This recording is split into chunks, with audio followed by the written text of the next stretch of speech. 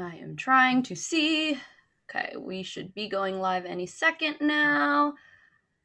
It is coming. I can see it. There we go. I think we are live. I think we are live now. Which means let's just get this show on the road, you guys. Welcome to episode 26. 26! We are in the second quarter of the centennial. I don't even know what I'm saying, but let's just get the show on the road. Hey.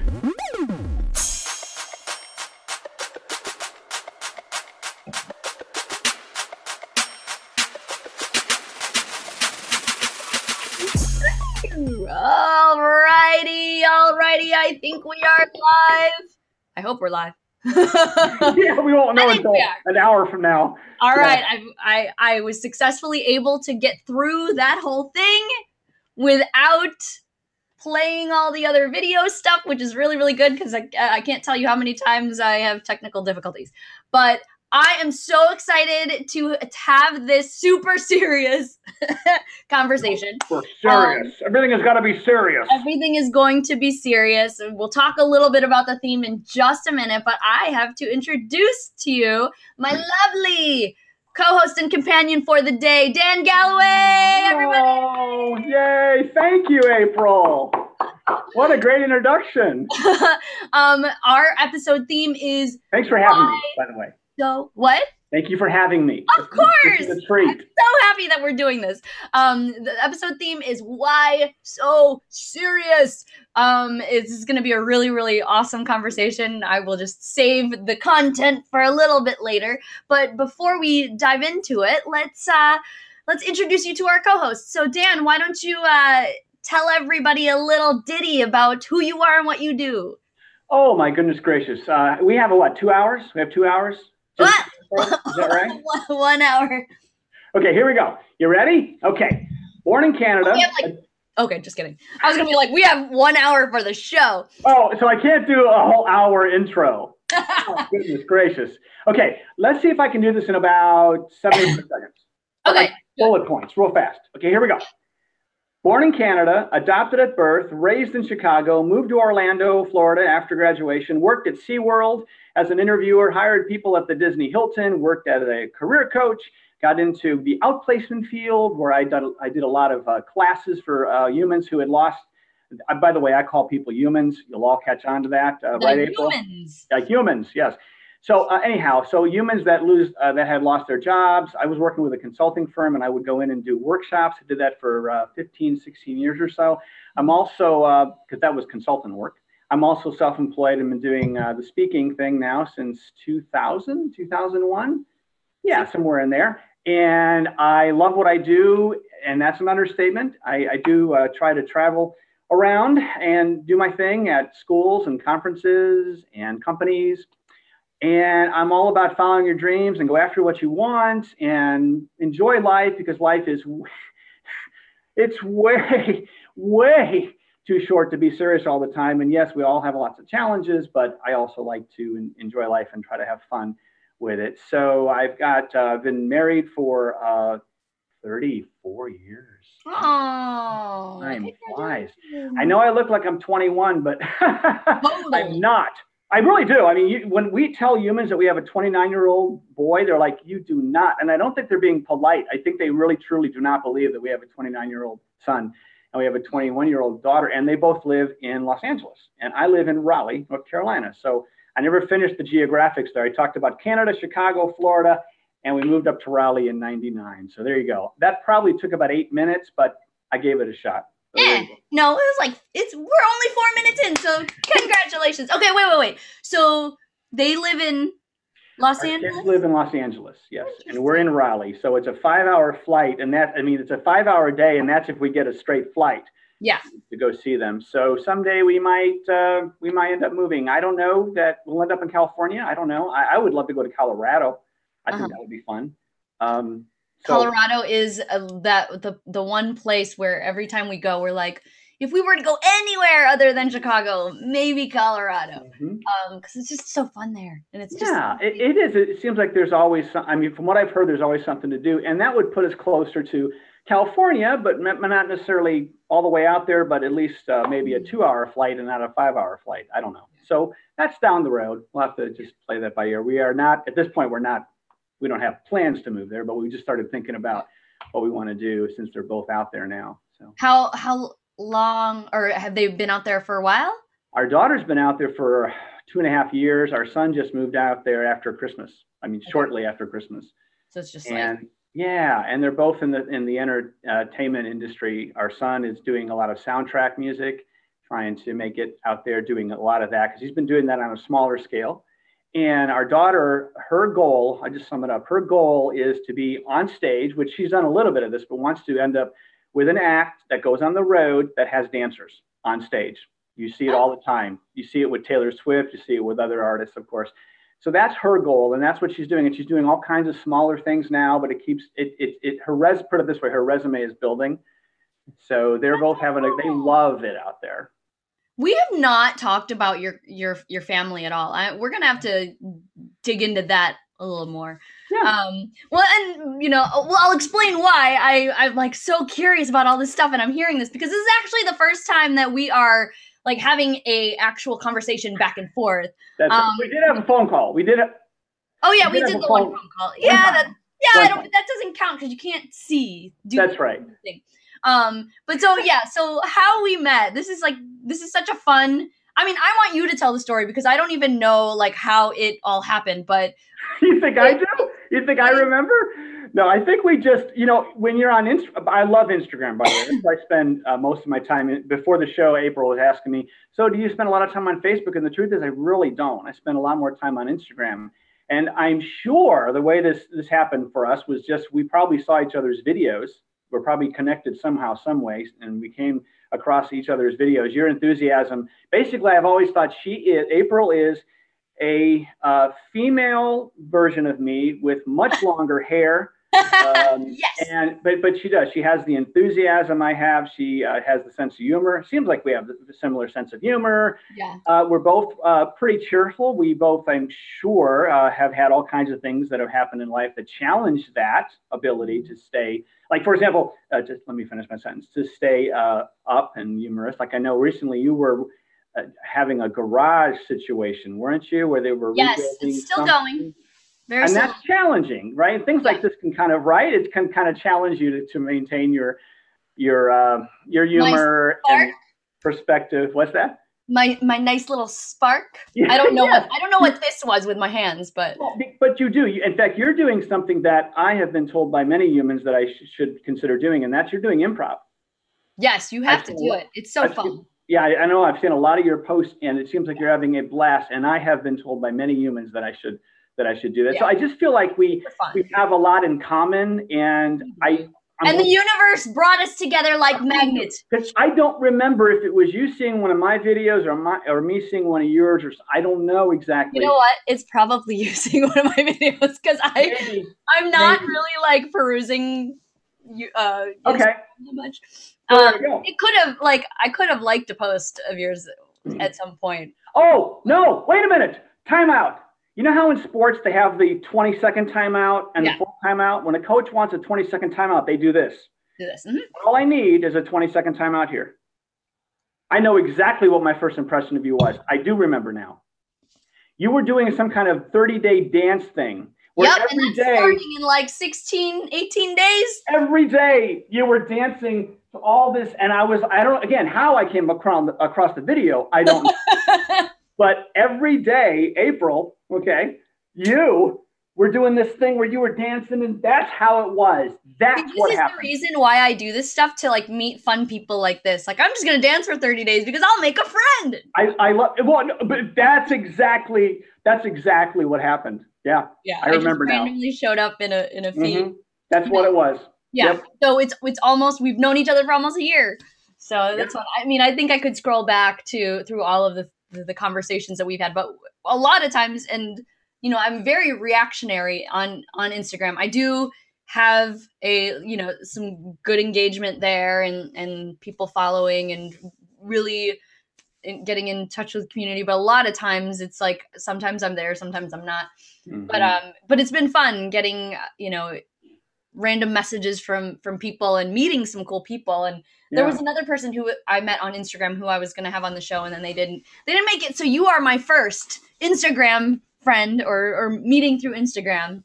You get the I am excited. Yes, you take the cake on that. So before we move on, I'm gonna just like let everyone know that I am recovering from a nasty flu. So I will be coughing throughout this episode. You're gonna just have to deal with it. This is why I do this show, because it's like, hey, we're real people. It's not like I never get sick, but I actually haven't been sick in a really long time. So I will apologize for any coughs, and if I can handle or manage finding a way to mute myself if I'm having a coughing fit, then I will do that. But if not, then you're going to have to hear it. But do you know that coughing proves many things? But what it proves is that you're a human being.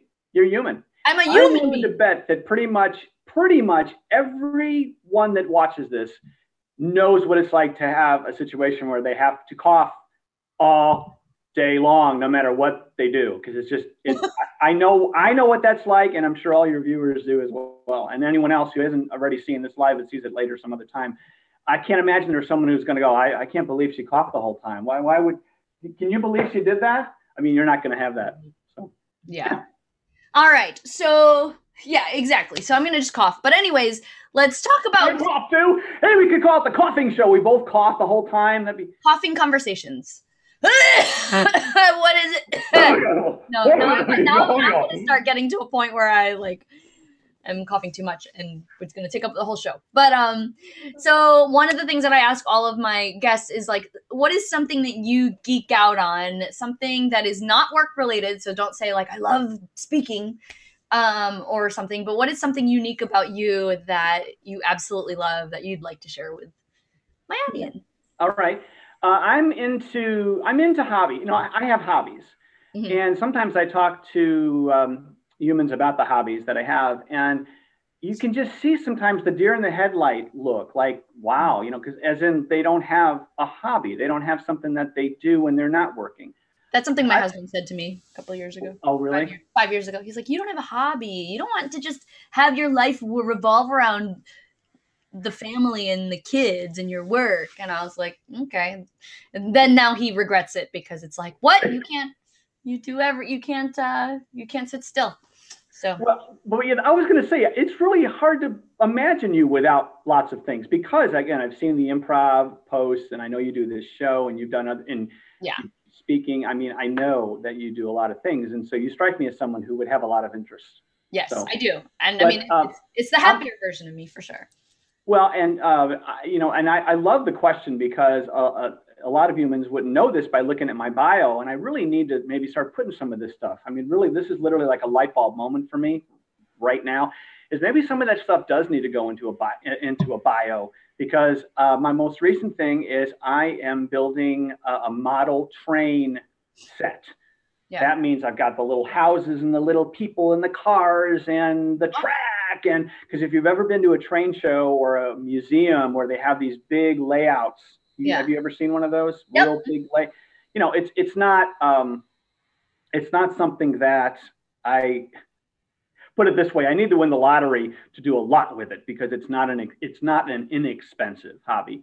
There's a lot that goes into it, and the ones who are in that industry know that they can charge what they charge for all the houses and the cars and everything, because it's they get you. You got to be real. You got to shop around. Put it that way.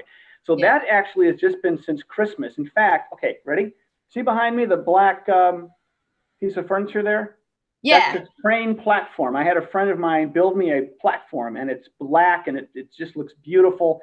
And I see the little houses there, and see the little houses in front. Yeah. So I'm starting to do that, and that's kind of fun. But I'm also a major fan of a lot of type of music. I mean, a lot of music. And again, that might be how I found you, is a hashtag you had that had to do with music or something. That's probably how it all started, because I'm a very big fan of the band Genesis. I saw Genesis 7 times back in the 80s and 90s, 1980s and 1990s. Yeah. Make sure we're clear on which century we're talking about. And I've seen Bruce Hornsby at least double that. Bruce Hornsby and the Noisemakers are a great band, and they just go with the flow every night. It's kind of like this conversation. Every night they just go with the flow. Well, kind of like improv. In fact, it is. It's just on stage musically, but that's what they do every night. Bruce Hornsby and the Noisemakers. Oh, So that's I cool. love music. I have a big collection of soundboards from different bands, and so there you go. I mean, these are things that are not in my bio, but I really do have. And what's interesting is they're all introverted hobbies. But I'm clearly, as you can see, an extrovert. But they're all, both of them, the ones I mentioned, the trains and music, they're introverted hobbies. But Okay. that is what I like. So Maybe those types of introverted activities are just a good way to kind of balance you out or something like that. absolutely. Because in some cases, I'm very extroverted, but in other cases, I'm very introverted. And so I really toe the line. And I attract a lot of introverts, but then I also like have fun, like having conversations with extroverts. So it's like, I don't know, it's a weird mix, but that's cool. Yeah. So are you like a serial hobbyist? Have you done like do you like take on different hobbies and kind of switch? Well, it all kind of runs together. Again, with the trains, though, it's a brand new thing. It's literally since Christmas where I said I have a friend who You're built like, that for me. I asked him, "Would you build me a train platform?" He was all over it. He was like, "Oh my gosh, yes." So the train thing is more new, but musically, I grew up in the 1970s, where you had Kansas and Santana and Boston and, of course, Genesis and, oh gosh, I could go on forever, all the different groups. I grew up in what I consider to be the best time there was musically. I'm grateful, actually, to have grown up when I did. So I've always been into the music, I also play basketball. A lot of humans go when I tell them that because I'm 5'9", and humans, I think that you have to be 6'3" to play basketball. I actually made the high school team. I never played. I was benched the entire season, but I made the team, which was pretty exciting for me. But I've been playing basketball my whole life, and I like to swim as well. And I like to eat chocolate. I'm crazy about chocolate. Right now, let's just say we were chatting live. I mean, actually in your office, and you had some chocolate. There's no way on earth that I'd be able to leave that office without going, could I have some of it? Not that you wouldn't have already offered it to me, more than likely, because you probably would have. But if you hadn't, I would have been like, please let me have some, please. So I'm a lover of chocolate as well. Nice. Lots of things. That's amazing. Yeah, truly, that's true. Yeah.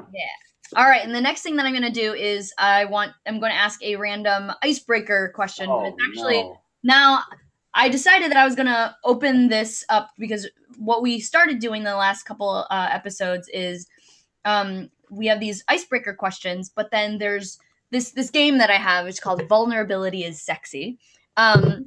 They're just like really great conversation questions, and you don't know what the question is, but there's multiple categories, and so we had the icebreaker category to choose from, but now recently I added the get vulnerable questions, which are a little bit deeper. But there's also a third, so I'm going to add this to the stack for people to choose if you choose this moving forward, which is there's a section called Laugh a Little. So these are maybe like some silly questions or whatever, and I'm opening this to you and future co-hosts just because we're talking about not being serious, and Laugh a Little is a way to not be so serious. So which category would you like?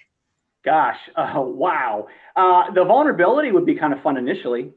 Okay. And by fun, that's really not the best word to use there.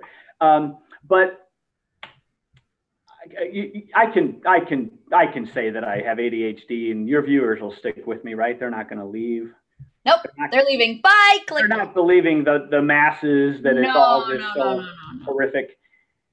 I've had ADHD my whole life, so it's kind of been my battle as an adult. And it's interesting because 10 years ago, if you had asked me, so talk a little bit about ADHD or like what you were asking, something that makes you a little vulnerable as far as opening up and everything.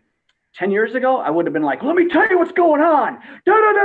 And it's amazing how in time, with age, I guess, or whatever it is, in time, you grow and you realize that there are so many positives to every situation. And now that's really one of my missions, is to let humans know all the positives that come with ADHD. I mean, while it's true we are distracted and, inattentive and impulsive, we're also creative and spontaneous, and that's a good thing, to be spontaneous, right? Yeah. So many names that your viewers would recognize have ADHD, and your Yeah. viewers might even be shocked to know that Will Smith, for example, has ADHD. So many people do. What's that? So many people do. Oh yeah, I mean, a lot of people that have been very, very successful have ADHD, and so that's something that not everyone knows. Although I'm to the point where I do open up and I tell people, but I also make sure they know that it's not a pity party. 10 years ago, it would have been. 10 years ago, if you had heard me speak on it somewhere, you would have probably left with a kind of, frankly, maybe a negative impression of the whole thing. I mean, like not just the condition, not just what it is, but me as a presenter, because I was going through a really hard time with it. Whereas now, 10 years later, I'm just in such a different place. Embracing it now. What's that? You're embracing it now. That was the best word, right? Yeah, that was a good one, wasn't it? Yeah, there's really nobody here, but I pretend I act like there's other humans all around me. But that's a beautiful word, embracing it. Yep. Yes. Awesome. Okay. What's the other one about humor? Go ahead. Okay. Laugh a little, get vulnerable, or icebreaker. Which one would you like? Do the icebreaker. We'll do that one. Icebreaker. Okay. Ready? The question is, dun, dun, dun. Ooh, there's a typo on this one. But question is, what's one thing about your parent? It's not a typo. What one thing about your parents do you admire most? I just read it wrong. What one thing about your parents do you admire most? Wow, of all the questions, this is going to sound super serious for a show that is, obviously we're supposed to have a good time with this one. Cheerful. I was adopted at birth. So I didn't know my biological parents, and my adopted dad, died when I was 6. And my mom, my wife and I haven't seen her since our daughter was born. Oh, that's a long time. Yeah, I don't know what that's about. Neither one of us do. So that's that's a tough question to answer, because I was only 6 when my dad passed away. Yeah. But I will tell you what I did admire about my mom when I was growing up. Again, I haven't talked to her in quite a while, but I can tell you what I admired. With my dad dying, she suddenly she was the parent. She was no longer 50% of the parenting now became 100%. Yeah. And she was also the secretary at the church, meaning that she pretty much was running the church. Okay. I mean, if you're the secretary, the first, when everyone comes in, that she's the first one they see, and she's the one controlling everybody's schedule. And she was very dedicated to her job and dedicated to raising me to be the human that I am now. And she would always come to my basketball games, because I mentioned earlier that I played both in high school at the school, but also church leagues and things. Yeah. So she would always, I could always go to her and talk about the dates that I had and some of the pain that I had through my dating life. So I'll give her, I will, again, growing up, she was there for me. She was there for me. Again, it's kind of, who knows what's happened since then, because when our daughter was born, I don't know what happened. I mean, it's really one of those things where we could try to figure it out, or we can just move on. Yeah. But I will tell you that growing up, though, she was there for me, and she worked very hard to raise me after my adopted dad had, passed away. So that's good.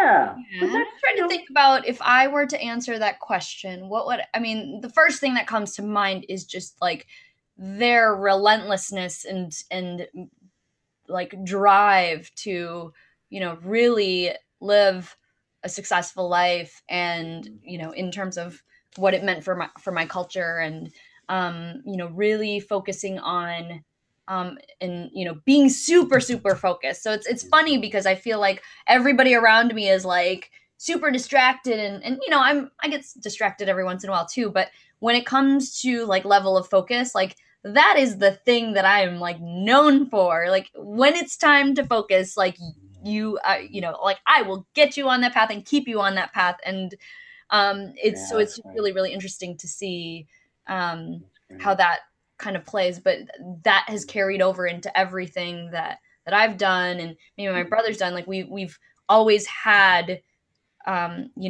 something to work toward, and they've always been super focused. And, my parents are now like, they just went on like Machu Picchu, and they're like traveling the world, and they're like, they're really like manifesting a lot of what they wanted to do in life. And, my mom and dad have their little quirks about like, oh, I don't want to spend money on this thing, except if their daughter's paying for it. But, they are just so dedicated to everything they do, and they don't half-ass anything. And I just admire that so much. So. And where do they live? Are they in your area? They live in Skokie, which is where I grew up, and spent most of my life, because we moved to Chicago when I was 2 months old from the Philippines. My dad was already here, but so we've been in the Chicago area for a long time. But now it's like their houses. They're here sometimes, and they're not here a lot of times too. Like they try to get away from the crazy winters. So yeah, if you can do that, if you can escape the Chicago winters, always a great thing. As I mentioned earlier, I grew up there, so I know just how crazy it gets. I know, crazy. You also had, I think, a third question, and it was about laughter. There's three different categories. So there's like a laugh a little. Or that's laugh a little. It's like yellow, and then the icebreaker questions are in blue. Do you have a specific question for the laugh a little? Because I think that something about laughter is really important that I want to bring up. So do you want to throw a question at me? And I could, or we'll cut into our Why So Serious time. It's up to you. Yeah, we can go ahead and just move forward if you want, because I know we only have 3 hours for the show. So. Yeah, just 3. Am I delayed? I think I'm delayed. Are you seeing like video? It's a little delayed. Hold on. Watch this. Ta-da! Oh, that's incredible. I was like, I look like I'm delayed. And am I delayed? Oh, you're delayed again, I think. Oh, I am? No, I'm okay. Okay. Go ahead and say something. Yeah, you're okay. Am I delayed again? No, you're good. Okay. Yeah. Let me know if I am, because I don't know why, but sometimes my computer likes to like slow me down, and I don't know how it catches back up. Absolutely. Technology. All right. So the one other thing, and the last thing before we dive into our theme, is trying to help spread some cheerful, positive news. And I'm going to start just so that I can share this, because it's like super short and super quick. But I think this might have been like a week ago. Let me see the date on this article, March 4th. So yeah, it was like a week ago. I found this really cute, or maybe I heard it on the radio, because now I'm getting my positive news on the radio, which is so cool that they do like these positive news stories every hour. Absolutely. So this is the headline of this story, and this is on like people.com. The senior dog with separation anxiety finds comfort and cuddles in a mannequin dressed like his dad. And it's like this super cute. Is he a pug, I think? Yeah, he's a senior pug. Like, I think he's like 15 years old or something like that. But like, he would get super, super sad whenever his owner was traveling, because I think that's where he would, they used to travel all the time everywhere, but now that he's older, he can't travel as much. And so but then when his owner travels, he like gets really, really sad. And so they got this mannequin, and he like cuddles up against this mannequin version of his dad, and he just like looks so happy. So that was I was just like, oh, like dogs are amazing. And I know I brought my dog onto the show. See, I'm delayed again. Oh, and I'm watching the webcam so that I can maintain the focus of the eye contact with the viewers, and so I'm not staring at you, so that's why I sometimes don't see that's happening. It is totally delayed. You know what? Let me just try something really quick. I'm going to change my video. This is going to change. Whoa! This is going to change the color of this whole scenario, but just so that it's not slowing down again. Yeah. But I'm back. Okay. Yeah, looks like you're back. Yeah, my hair looks more purple in this light too. But my walls look green. That's so weird. Actually, no, they look blue. It looks blue? Yeah. They look like the color of my shirt. Yeah. Are they? or no? Maybe I don't know. They don't look green, honestly. It looks like a sea green or sea foam green or something like that. But anyways, I so think it's yeah, cool. that's the whole like thing with this, and I'm gonna move this other camera now because I'm on this one. But yeah, so that was my positive news story, and like I've got my little puppy behind me. If I lifted up my computer, you'd be able to see him. But and he is adorable. he's adorable. Yes. Puppy. I'm gonna say hi while you tell everybody your happy story.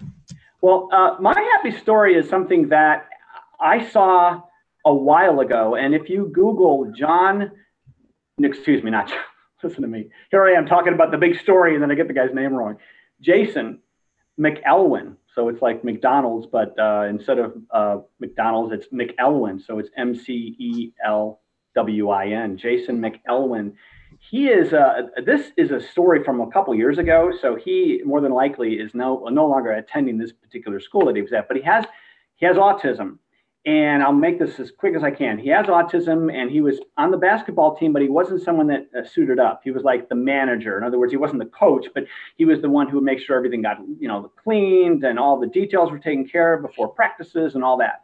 And in the last game of the year, the coach asked him to dress up, and the coach put him in the game with like 4 minutes left. Aww.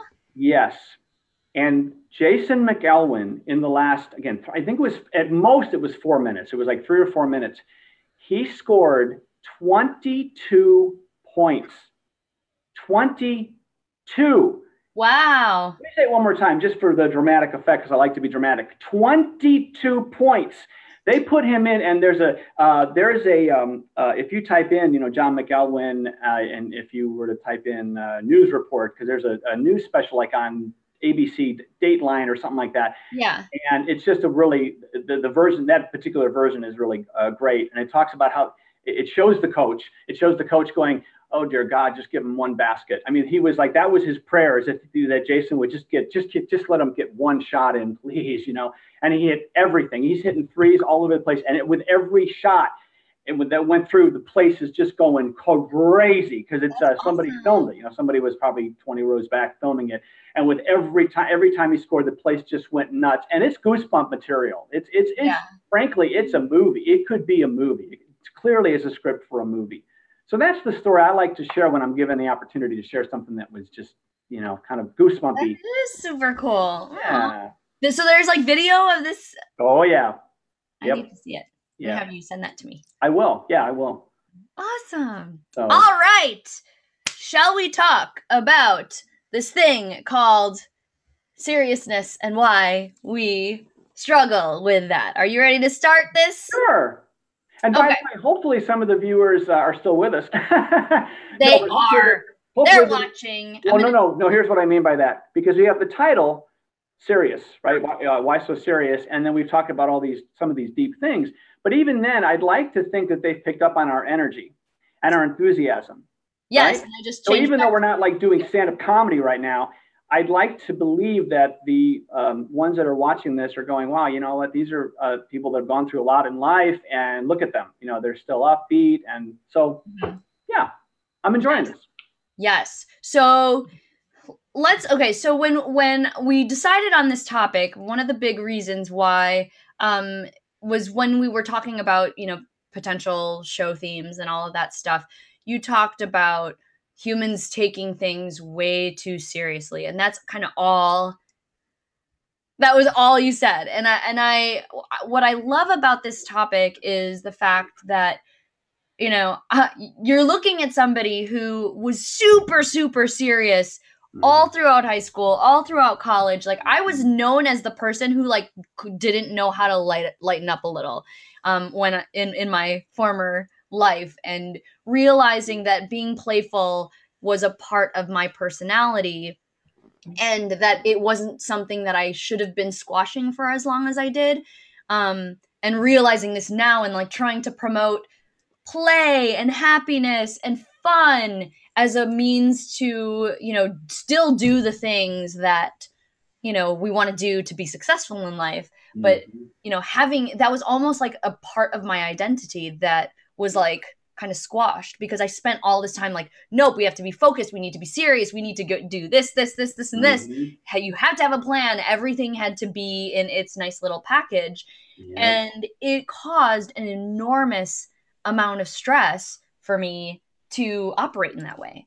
And, you know, I mean, I'm glad that I was able to, or, you know, I kind of went through that because I don't think that would have made me realize that this is my calling and this is the type of life I should be living instead. But there is this pressure, especially in corporate environments and all of that, where you feel like you have to be super serious in order to be successful. And so I wonder, like, from your perspective, like, why do you think it's so hard for people to allow themselves to let loose from this seriousness? Well, first off, I think part of it's personality. Some humans are just that way. They're more serious about things, and they can watch shows like this and watch things on YouTube all day long, and they're still going to not necessarily be as nuts and as crazy and as wild as other personalities. You know, you and I both have a personality we're just nuts. You know, we're crazy in a good way. It's a good crazy. Don't loop me into that. No, I'm kidding. I know. I said it's a good crazy. It's a good thing. So I think part of it is just the way everyone's made. I mean, everyone is different, and there really isn't a right or wrong, right? Yeah. But and we're not saying that like being serious is a bad thing. Right. Exactly. But it's like almost like too much serious can lead to a bad thing. Right. So no, I think you actually touched on it. I think in corporate America, everybody's got to be serious. Got to just be really serious.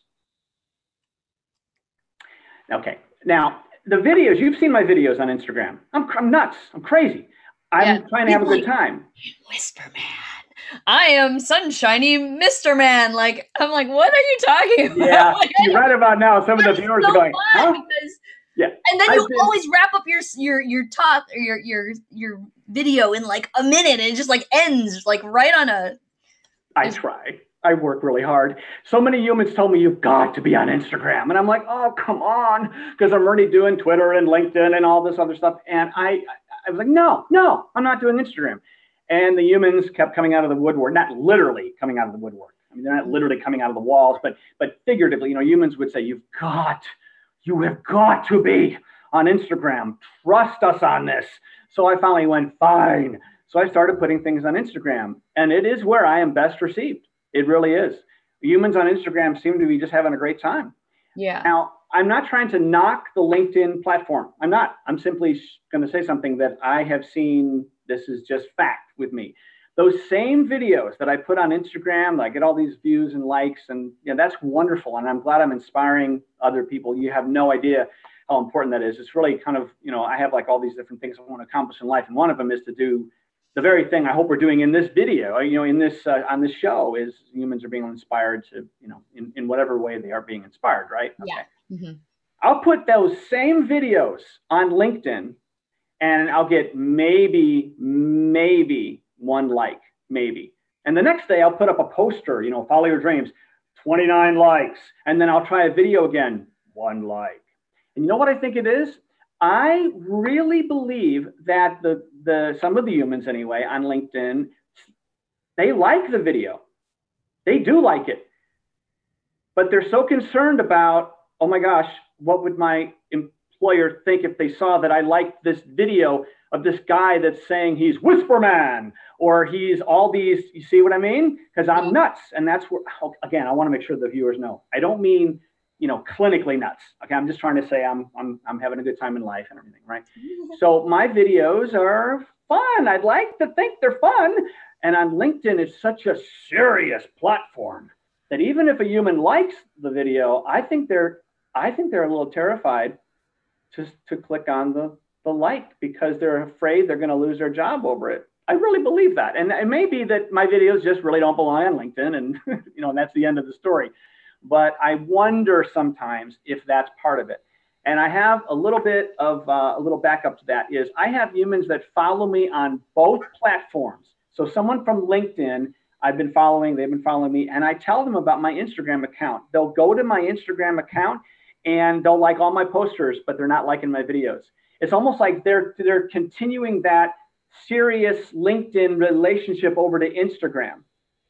if that makes sense. It's like they're these are, again, just guesses. I'm just wondering if it could just be the videos are awful. I mean, there's a possibility. I don't know that that's the case, though, because I think that they're fun, and I try to inspire. I try to mix the inspiration with the engagement and the humor. So I find it very interesting, the difference in the platforms. Yeah. So all those humans who said, you've got to be on Instagram, they were 100% accurate. So here's my question to you. And so, if anyone from my social circles or my followers, they see this and they stumble upon all of our stuff. The question I have for you, just because I'm curious, is what is the result that you're trying to inspire you with those videos? Because I wonder, like, I wonder what is the takeaway that you're hoping that people get from the video whenever you post a video. Wow, that is beautiful. First off, things are evolving. If you look at Instagram, if you looked at Instagram posts, probably of most people, you'd see that their theme, as you go up the page or down the page, you can go down the page a little bit and then maybe work up, and you'll see the theme has changed a little bit. And you have to try to figure out what is it that others want, and so in my case, I have a lot of things I want to talk about. I want to talk about following your dreams and believing in yourself and being who you are, right? But I'm going to share something with you. Just a couple days ago, I put a post up about how I don't just make one mistake. I make that mistake 6 or 7 times just for good measure. I mean, that's kind of that's not probably word for word, but something to that effect. Hold on, don't leave. I'm going to look and see. The last time I counted, this was like 3 times the amount of views that I have ever had on a post. 3 times as many. And I'm going somewhere with this. Don't worry. Okay. 296 likes. I'm usually about 80 likes because, again, I've been on Instagram about a year and a half or so. I'm usually about 80 likes, maybe 75, almost 300. The last 4 or 5 that I put up have been me making light of me, and they are working. Humans are loving this new take, because I've always been pretty serious about follow your dreams and all that, which is still very important to me. But it's interesting how I think as if I'm not one of the humans. The humans like the kind of admitting that you are a human and that you have in a fun the vulnerability posts in a fun way. And so it's interesting that the show is on right now, because literally that was 3 posts ago, and I'm still getting likes on it from a few days ago, and it's all about me making mistakes. I make the same mistake 6 or 7 times just for good measure, and unbelievable. It exploded. Yeah. And I had a couple before that were also kind of picking on myself about how, some days I feel like I'm Superman, and the next day I put the toaster in the laundry. Likes. You know what I mean? Things like that. Are you looking at my account? Yeah. Yeah. There's one from a few days ago. My mind is like my web browser. 19 tabs are open, 3 are frozen, and I have no idea where the music is coming from. 78 likes, which again was pretty good for me. Yeah. Some days I amaze myself, other days I put the laundry in the oven. So it's interesting how you eventually hone in on what it is that makes that makes you effective, and also kind of fills a need. And in this need, I think the need I'm realizing is the humor.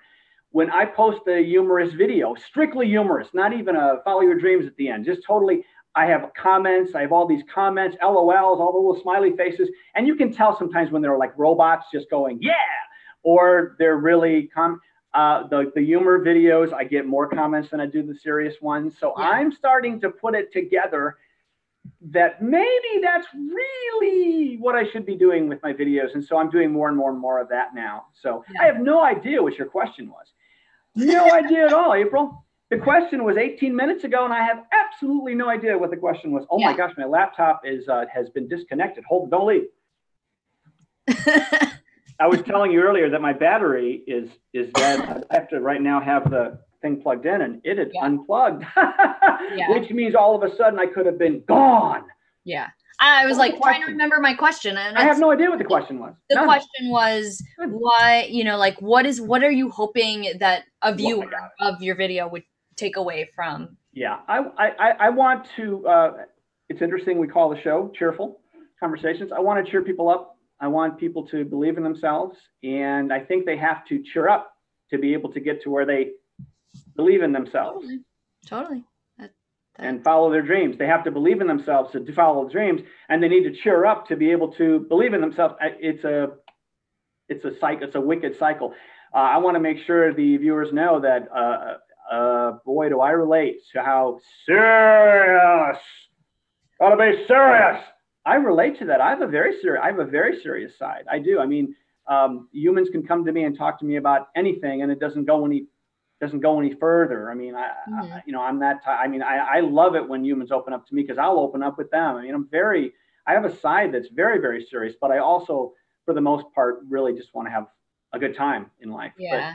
But I do believe there's this pressure to be serious. Yeah. So what would you say are like, because if we're trying to inspire people to like be less serious and be more like go with the flow, have more fun, be silly, whatever that looks like, what are the benefits of doing that? What are the benefits of being less serious? Oh my gosh. Anxiety wise, I know, because one of the aspects of ADHD is anxiety. They really kind of go together. Again, over time, just trying to loosen up, lighten up, be grateful, be grateful for things. I also think part of it, again, is I'm aging. I may look 32, but I'm not. Is in time, you start to realize that all these little things that we get worked up about are truly just little things. And even the big things in the end, I think are really little things. There's that perspective you have to start to have that life is very, very, very challenging. Mm-hmm. But we can stay in that mindset of just being all down about it and frankly, ticked off, or we can start to realize, like, hey, wait a second here. Life is too short. Do I really want to be like this my whole life? This one shot we have, on Earth, at least that's my belief. I think we have the one shot. Again, just my belief. And gosh darn it all, I'm going to try to have a good time with it. So I believe that the anxiety my anxiety has gone down in time. I've always had the crazy personality, but letting it outweigh the serious. As I said 10 years ago, this very show with ADHD would have been just me complaining about it because it's very challenging. But it's really interesting because being a parent of a fourth grader and a second grader, and not necessarily at the second grade level, but maybe a little bit. But more on the, as you start getting into middle school and junior high, like I can see that the seriousness is happening. I mean, because I've gotten a lot of the feedback that I get for my older son is like, he's so bright and he's so smart, but like, he's just not keeping up on some of the focus stuff. And you just like, and we're afraid that it's going to just get harder. Like we're getting this reinforcement of it's going to get harder, which means in my mind, that's like, they got to start being serious about like the homework that they're doing. They need to be more disciplined. And that it's like, I'm actually watching this thing that happens because, kids are silly and they play and they're not serious. They are having fun. They have no filter. But this is like, I'm literally visually seeing that this is the time of life where we strip that, like we just throw this blanket of seriousness over everything we do. And it kills me because it's like, I don't want to be like, focus on your homework first and then you can play, because it's not, it's like, I want them to be playful, but like our culture doesn't embrace that. But I don't even know if there's like a good way to balance it, because yes, it's important to like be serious sometimes, but like that's the part, this is the time, especially when you're like 10, 11, 12, where they kind of take that away from you. And so how do we fight that, knowing that when we're adults, or is that just part of like the badge of honor of growing up? Like you just have to kind of muscle through this stuff? Or is it possible for you to live your entire life and still have that playful, less serious aspect of you that doesn't get eliminated because you have to get A's on all your tests and you have to do well on your SATs and you need to get into a good college and all of that? Like, what do you think? Okay. I think that when you find other humans who are fun and humorous, hopefully you gravitate towards those as opposed to the toxic ones who, for whatever reason, and by the way, you never know what's going on in someone's life. So I totally get that some are not as excited about things as others. So I get that completely. You never know what's going on in their life. But so I don't want to make it sound like it's a judgment thing. But if someone is not really helping you at all and just being negative about things and not supporting you in your dreams, maybe the things that you have that you want to go after, I think sometimes you have to cut the cord from some and gravitate towards the ones that are making you feel good and making you laugh. I mean, everyone out there has friends that they could probably relate to what I'm saying. Friends that they realize they really need to kind of let go of. And maybe that sounds bad, but I mean, we all, like with jobs, you go to different jobs. This job is no longer working out and you go and you find something that will work better for you. You know, same thing with friendships. I mean, we all kind of need to sometimes move on. So that's one thing I think is really important. Something I saw today that before we chatted that I just found was fascinating. I went online and I was Googling, top sites, happy sites and LOL sites. There are a lot of them. So maybe if you can't get that fun at work, you have other outlets, whether it be through a hobby that you enjoy. I mentioned hobbies earlier. There's an article out there on 100 of the best hobbies. I mean, they're not the best, but just 100 hobbies. I've got that link. I can send it to you if you'd like. But, and there was all this advice for, trying to stay positive and be happy. And sometimes you're in a job that you're miserable in. Remember earlier, I mentioned how for about 15, 16 years, I used to do workshops for people who had lost their jobs. Mm-hmm. If I had a dime, I better take a quarter. No, a dime's fine. If I took a dime for every time a human said to me, I was not happy when they laid me off, but I got to tell you, 3 days later, I got to tell you that I get it. I really wasn't in the right job. Yeah. I could retire. I mean, for the rest of, I could even give you some cash. I mean, I could give you cash too. There's really nobody over there. I just tried to pretend like there's someone else in the room just for the fun of it. But no, if I had a dime for every time someone said they realized after they were laid off that they really weren't in the right relationship anymore, the company, I could really probably retire and not even have to ever leave the house. I mean, I'm just saying that a lot of people are not happy, and sometimes it takes a layoff, unfortunately, for them to realize they weren't. And that's why I really encourage people to go out, and if you're in a job, laid off. What's that? Go out and get laid off. Yes, to get laid off. Oh my gosh, yes, get laid off. Now, right about now, someone who is laid off, it wants to harm me. But I'm telling you, so many times, if you really take an assessment of was I really enjoying that job? You might realize, this really was the best thing that ever happened to me. Yeah. I mean, so I think the jobs, let me back up to your kids though. I wish, and this is just a wish. In fact, let's just pretend that I was the president of the United States. I would make a big, deal about this. I'd have, what do they call it? The State of the Union. And I would say effective immediately, everyone over the age of 4 will have to take the Myers-Briggs type indicator assessment. Have you taken the Myers-Briggs, April? I did. Okay. I think it would be just amazing if early on, we as humans get to take some kind of assessment that talks about the things that we're challenged by, but also shows you all the things that make you, us, you, me, all of them unique. So they could have this coping mechanism of, like, if they're bullied, they could be like, because obviously bullying is going to happen. It just is. Not with everyone, but bullying does happen. If they knew the things they bring to the world, I mean, this is one of the things I talk about, like with our college kids or high schoolers, but I think it even should go back farther, and maybe in middle school already. They could have an assessment that does talk about some of the things that make, that are challenging, for them, but also talk about, because of the way their personality is, as far as, like some people are more organized than others. That's what I'm talking about, Mhm.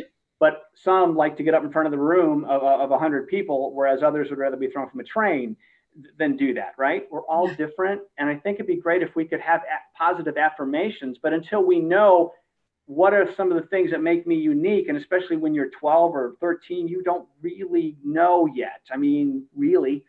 So I love assessments. I think assessments can help, and I wish we could do them earlier on for all the humans. Well, I wonder if we could. Now Yeah. I'm like, I want to put my kids through a personality test. Mm-hmm. I'm gonna. Yeah. I mean, we'll see. And it's I'm because gonna it look would into help. that. I'm And gonna it's write that down. because, yeah, and it's because it would help someone to be able to have those positive affirmations, to be able to say, no, you know what? This person says I'm this, this, and this, but I am creative and spontaneous and energetic.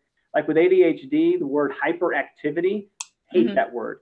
I'd like to think that we're enthusiastic. So Yeah. you see, it's that spin. You've got to put the spins on things. And the thing that I thought was really interesting in this thing I read before we were chatting, have a positive password. Have positive passwords for everything you're doing. I thought that was, I wish I could take credit for that advice. I think it's fascinating.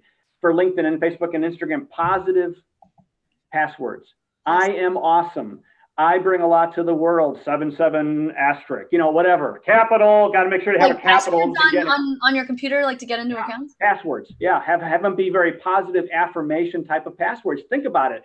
Every time you would do that, it would kind of reinstill in you, wow, you know what? Yeah, I do bring a lot to the world. Because you're going to have that where you're going to think you don't. That's just what we all go through. But you do. Everybody does. Yeah. On that note, and I know that like we're already running out of time. It's like already 3:56. So I want to make sure that we give some time to the closing question, which I always pull questions from my wonderful followers and tribe who have been following me for the last few years. This one person had asked, I still haven't sought out a way to deal with my ADHD or OCD. And I always like, I've always felt that I've had like a mild case of OCD. And then I think that everybody just has some form of ADHD, but they were saying meds don't seem to work. Do you have any tips to be more productive and happy, knowing that these are challenges in life? So you being somebody who kind of deals with this every day, do you have any tips? Because I mean, I don't know. I mean, I think that there's a lot of like really allowing yourself to embrace play. I mean, and I don't have anything in terms of like OCD, because that's probably the one that I can speak to a little bit more, is just kind of like understanding that, and not feeling guilty about having that condition. Because I think that in itself seems to be something that can debilitate you even further, and just be like, and having shame around like having that as part of your life, right? So just being able to like release that and knowing like, hey, it's okay. That's like really the only tips I can give around it. But I'm guessing you might have a little bit more. So like, help me out with this question. Well, for me, music. There will be days where I'll be going, I'm just not getting anything done, and then it'll be like, duh, put some music on. I mentioned it earlier how much I love music. It's almost instantaneous. I put some music on and boom, it's nuts. It's just absolutely crazy how putting some music on just gets me going. You know, and again, I know you like to dance. Is there a certain type of like genre that you feel like gets you into that like focused mood? Well, I feel like the stuff I've listened to in my life has always been, I felt like, pretty powerful from a, I don't know how to say it, from a energy standpoint for me. And there's certain types of genres I just don't listen to. I just don't. But there's certain things. I mean, I mentioned some of the groups earlier. Yeah. Kansas, Boston, Santana. The stuff I grew up with. I love music. So it's kind of hard to really get too specific with that. Just that everyone has different musical tastes. So let me answer it that way. Whatever it is that you've gravitated towards music wise over the years, and certainly you have been listening to music, or maybe there are TV shows that are positive. If that's your thing. For some people, they binge on Netflix all the time. I think that there are certain genres that can cheer you up more than others, right? So again, so for me, music is big. Also, getting I mean, some yeah, fresh. and I think music is huge too, just because it is it really really moves you emotionally. And I say this now, having done a music improv class and seeing the difference between just Mm, regular improv. We joke around because we're like, it's regular improv, this is the thing that I did for like a year, and now you set music to it, and just very easily all of a sudden, mhm, like, you add a little backtrack to whatever it is you're doing, and it mhm. changes, it just changes your emotion, and it like adds more, it intensifies everything. And so I think Yeah, that is a definitely good suggestion. So yeah.